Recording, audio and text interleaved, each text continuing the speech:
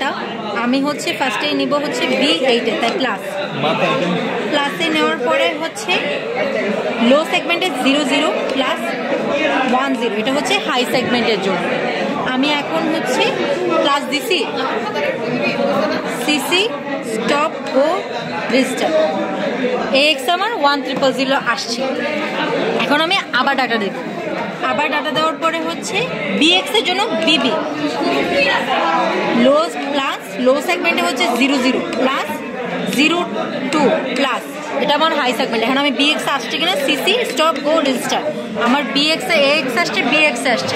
এখন আমি হচ্ছে এটা ডিভাইড করব, ডিভাইডের জন্য ডাটা F7 প্লাস F3 এটা হচ্ছে আমি করলাম, করার পর হচ্ছে plus the CC stop go register করে হচ্ছে AX আমার রেজাল্ট আসছে 0 মানে 8 যেটা হচ্ছে আমার অ্যাকচুয়ালি রেজাল্ট আসে ডিভাইড করলে, এবং হচ্ছে DX এ আমার হচ্ছে ক্যারি জেনারেটর যেটা থাকবে সেটা আসবে।